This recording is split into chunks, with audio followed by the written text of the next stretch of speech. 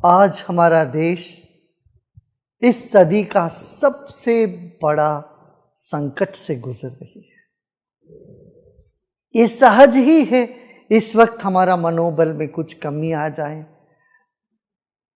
उदास हो जाए, आजू बाजू देखते हैं अपने मित्रों का और रिश्तेदारों की जो कष्ट है, तकलीफ है, कई लोग अपने रिश्तेदारों को खो बैठे हैं।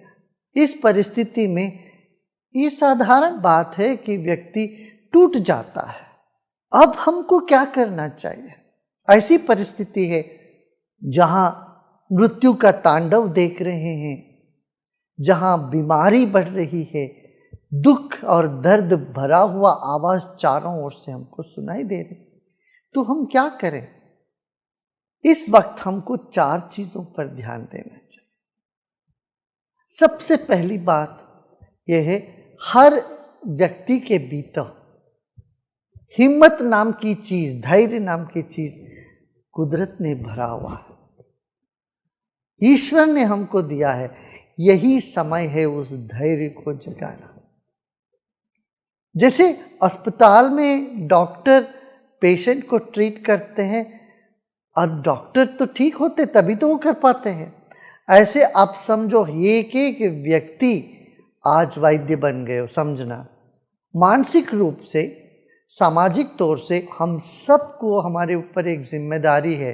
वो जिम्मेदारी निभाने के लिए हमें सबसे पहले क्या करना, हमारे भीतर की जो धैर्य है, शौर्य है, जोश है, जोश को जगाइए। जोश को जगाने से उदासीपन अपने से दूर हट जाएगा और यही समय है वो जोश जगाने का और होश संभालने का। दूसरी बात है होश संभालना। होश संभालने से हम भावुकता में आके बह नहीं जाएंगे, जिससे हम बाद में अफसोस करते रहेंगे। जब भी भावुकता से हम बह जाते हैं, बाद में अफसोस होता है। इसलिए दूसरी बात यह है कि हम अपना होश संभालें। अपना दुख तो बड़ा है ही, मगर जब हम दूसरों के साथ देखते हैं उनका दुख हमसे भी बड़ा है, तो इससे भी हम सेवा प्रवृत्ति में लगने का सहज ही प्रेरित हो जाएंगे। तो सबसे पहली बात क्या है, अपने भीतर का जोश जगाएं, धैर्य को बनाए रखें। जब हम धीरज रखते हैं, धैर्य रखते हैं, हम हिम्मत और लोगों में भरने के लिए काबिल होते हैं। जब हम खुद ही टूट जाते हैं, हम किसी के काम में नहीं आएंगे। ईश्वर ने दिया है धैर्य, यह समय है हम अपने भीतर का जोश को, धैर्य को जगाएं। ये सबसे पहली बात है। दूसरी बात क्या है, हम सबके भीतर करुणा है। जब सब पार्टियां हो रही है, जब सब बढ़िया है, मौज कर रहे हैं, उस वक्त करुणा की क्या आवश्यकता है? करुणा का कब आवश्यकता है? जब व्यक्ति उदास है, दुखी है, दर्द से पीड़ित है, यहां करुणा अपने भीतर जगाएं। करुणा जगाने का मतलब यह है कि हम सेवा कार्य में लग जाएं। अपने से जो हो सकता है वो सेवा हम दूसरों को करें। आपने सुना होगा, एक नर्स, उसकी खुद के परिवार में किसी की मृत्यु हो गई, मगर वो अस्पताल में डटी रही, सेवा करती रही, ताकि उनको पता था कि और यहाँ जो मरीज है उनका देखभाल करने का जिम्मेदारी है मेरे ऊपर है। ये इस भाव से वो सेवा में डटी रही। तो करुणा और सेवा का मनोभाव हम अपने भीतर जगाएं। सबके भीतर है ये, ऐसा नहीं है कि नहीं है, कहीं से हमें लाना है। हर एक व्यक्ति के भीतर छिपी हुई है सेवा भाव। तो यह समय है उस भाव को प्रकट करने का। सेवा में लग जाएं, तब भी हमारा मनोबल बढ़ जाता है। ये दूसरी बात। तीसरी बात यह है, जैसे हमने कहा, जोश को तो जगाया, मगर होश संभालना है। जो नियम है, कानून है, उसका पालन करते रहना है, औरों को भी उसे प्रेरित करते रहना है, होश संभालना है। ये भी बड़ा आवश्यक कदम है हम सबको उठाने के लिए। क्यों? जब हम दुखी होते हैं, हमारा मन में अस्थिरता आती है, हम अस्वस्थ लगते हैं मानसिक तौर पर, तब होश को बैठते हैं। उस वक्त हम जो भी करते हैं उस पर हमें अफसोस होने लगता बात। तो होश संभाला, ये कैसे संभाल? कुछ प्राणायाम किया करें, ध्यान किया करें, मंत्रों का उच्चारण किया करें। इससे क्या है, एक अनूठी अद्भुत आत्मबल हमको प्राप्त होता है। इस सदियों से हमारे पूर्वज करते आए हैं। जब बच्चे परीक्षा देने जाते हैं तब वो भगवान को याद करते हैं। देखिए, साल भर जैसे बीता भी हो, भगवान को याद भी नहीं किया हो, मगर जब परीक्षा नजदीक आ जाता है बच्चे भगवान को याद करते हैं। तो ऐसे ही ये मनुष्य जीवन का सबसे बड़ा परीक्षा है। कम से कम इस वक्त हम सबको ईश्वर भक्ति को हमारे भीतर जगाना है। ये जान के हमको आगे बढ़ना है कि ईश्वर है और वो हमको बल देंगे और दे रहे हैं।